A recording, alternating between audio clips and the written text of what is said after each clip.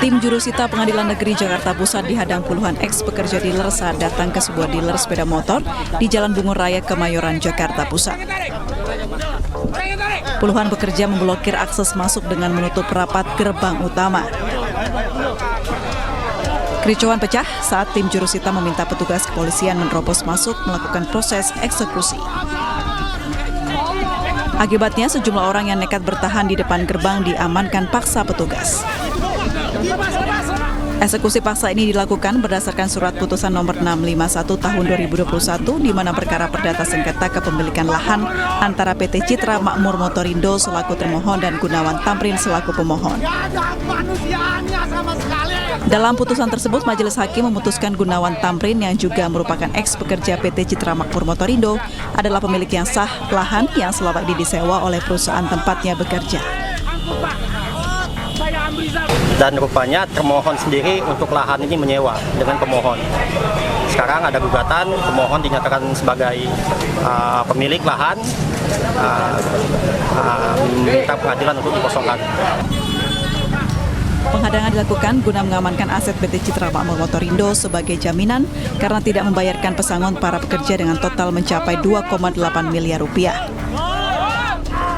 Para ex-pekerja meminta agar aset-aset berupa kendaraan roda 2 dan 4 diserahkan kepada mereka supaya bisa dicairkan sebagai uang ganti pesangon. Kita menjaga buruh ini, menjaga aset yang memang menjadi asetnya PT Citra Makmur Lestari Motorindo. Tidak ada hubungan dengan yang punya tanah, tidak ada. Kami hanya menjaga itu. Sudah putusan, nggak dibayar. Meski sempat bersih tegang dengan polisi dan jurusita pengadilan, namun para ex-pekerja tetap gagal mengamankan aset perusahaan. Dealer yang sudah lama tak beroperasi ini kemudian dikosongkan dengan mengangkut paksa seluruh kendaraan. Dari Jakarta Pusat, Rani Stone Sanjaya, News melaporkan. Tolak rencana penerapan jalan berbayar, ratusan pengemudi ojek online mendatangi Gedung Balai Kota DKI Jakarta. Para pengemudi ojek online mengaku resah dengan rencana penerapan ERP. Ratusan pengemudi ojek online dari berbagai wilayah di Jabodetabek menggelar aksi di depan Gedung Balai Kota Jakarta. Aksi yang digelar kedua kalinya ini meminta agar Pemprov Jakarta membatalkan rencana penerapan jalan berbayar atau electronic road pricing di 25 ruas jalan ibu kota. Para pengemudi ojek online mengaku resah dengan rencana penerapan ERP yang dinilai akan menambah beban hidup mereka dengan semakin membengkaknya biaya operasional. Masa yang mengaku menolak akan segala bentuk mediasi ini mendesak PJ Gubernur DKI Jakarta secara tegas membatalkan penerapan ERP. Kebakaran menghanguskan sejumlah rumah di pemukiman padat penduduk Jalan Pembangunan 5 Gambir, Jakarta Pusat. Api diduga berasal dari kebocoran tabung gas LPG. Kobaran api dengan cepat membesar dan membakar sejumlah bangunan rumah beserta isinya di kawasan pemukiman padat penduduk Jalan Pembangunan 5 Gambir, Jakarta Pusat, Rabu siang. Warga yang tinggal di sekitar lokasi panik dan berusaha menyelamatkan diri. Diduga api berasal dari kebocoran tabung gas LPG ukuran 3 kg karena sempat terdengar beberapa kali suara ledakan yang cukup keras. Petugas pemadam kebakaran yang diterjunkan ke lokasi langsung berupaya menyedakkan api. Hanya berselang setengah jam api berhasil dipadamkan sebelum meluas ke bangunan lainnya. Meski tidak ada korban jiwa maupun luka, namun belasan warga yang menghuni 3 rumah petakan harus kehilangan tempat tinggal.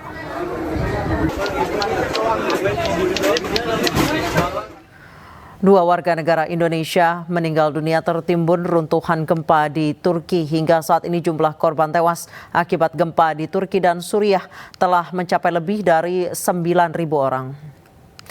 Dan pemirsa, informasi yang akan hadir sekaligus menutup jumpa kita di Newsroom. Wakil teman-teman yang bertugas, saya Anissa Dasuki pamit. Selamat malam, sampai jumpa.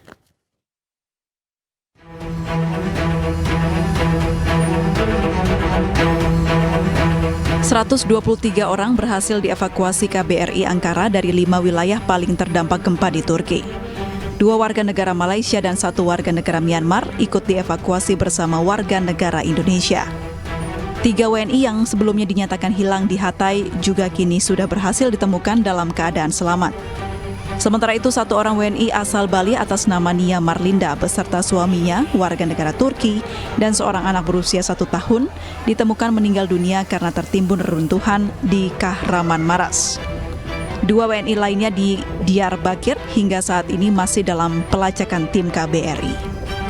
Petugas gabungan dan tim relawan terus mencari korban selamat di antara reruntuhan bangunan pasca gempa di Turki dan Suriah. Di salah satu lokasi, petugas berhasil mengevakuasi kakak beradik yang terjebak puing bangunan selama 17 jam. Video sang kakak berusaha melindungi dan menenangkan adiknya sempat viral di media sosial. Proses pencarian dan penyelamatan juga terus berlangsung di Suriah. Petugas berupaya menolong seorang bocah dari bawah reruntuhan bangunan ambruk di kota Jendris, Suriah. Tim SAR langsung menerobos masuk di antara celah-celah bangunan dan mengevakuasi korban. Para petugas berpacu dengan waktu untuk terus menyelamatkan lebih banyak nyawa yang tengah berjuang di antara puing-puing.